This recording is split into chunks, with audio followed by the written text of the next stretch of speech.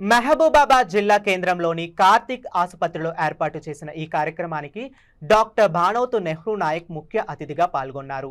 Doctor Nehru Naik మాట్లాడుతూ గోర్ బంజారాల పవిత్రమైన మొట్టమొదటి పండుగ శీతల పండుగను ఒకేసారి నిర్వహించాలి అన్నారు.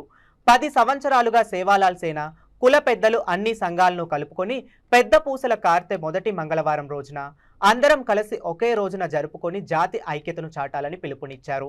ఈ సంవత్సరం కూడా కుల పెద్దలు, ప్రజా ప్రతినిధులు, అన్ని సంఘాల నాయకులు, గోర్ బంజారా ప్రజలందరూ కూడా తమ తమ తండాల్లో అందరికీ విషయాన్ని తెలియజేయాలి అని అన్నారు. పశు సంపద, పంటలు బాగా పండాలని, వర్షాలు నిండుగా కురవాలని, పశువులకు గాలికుంట వ్యాధి రాకుండా కాపాడాలని 7 వనదేవతలను ప్రతిష్ఠించి కొలిచే పవిత్రమైన పండుగ శీతల పండుగ అన్నారు. ఈ కార్యక్రమంలో జిల్లా కన్వీనర్ గోగులోతు నందూలాల్ నాయక్, జిల్లా నాయకులు తదితరులు పాల్గొన్నారు.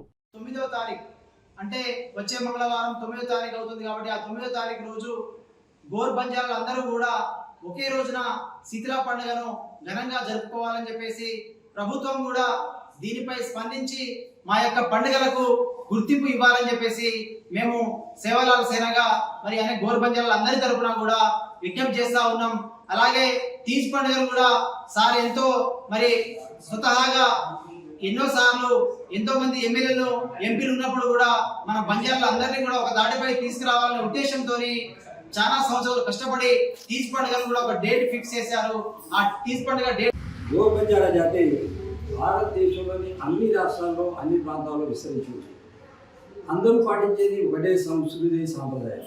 కానీ వివిధ రాష్ట్రాల్లో, వివిధ ప్రాంతాలను బట్టి అక్కడ ఉండే సంస్కృతి సాంప్రదాయాల్లో మిళితమై గోర్ బంజారాల సంస్కృతిని మర్చిపోయే రోజులు మరి దగ్గరలోనే ఉన్నాయి. కాబట్టి ఆ సంస్కృతి సాంప్రదాయాలను మనం ఇంకా ఈరోజు తండాల నుంచి ఎవరైతే చదువుకొని వివిధ రంగాల్లో రాణిస్తూ ఉన్నారో వారు కనుక దాన్ని ముందుకు తీసుకెళ్ళినట్టయితే తప్పక ఈ జాతి యొక్క మనుగడ ఉంటుంది, లేదంటే జాతి అంతరించిపోయే మరి ప్రభావాలు ఉంటాయి. కాబట్టి జాతి పెద్దలందరికీ నేను వేడుకునేది ఒకటే, దయచేసి మన పండుగలను మన దేశంలోని అన్ని ప్రాంతాల్లో ఒకే రోజు నిర్వహించుకునే విధంగా మనం ఒక నిర్ణయం తీసుకుందామని గత 10 సంవత్సరాల నుంచి ఎన్నో ప్రయత్నాలు చేస్తూ ఉన్నాం. ఇక్కడి మరి అన్ని సంఘాలు మరి దీన్ని ప్రోత్సహిస్తూ ఉన్నాయి. అదేవిధంగా కుల పెద్దలు కూడా చాలామంది ప్రోత్సాహం ఇస్తూ మరి ఒకే రోజు నిర్వహిస్తూ రావడం జరుగుతూ ఉంది.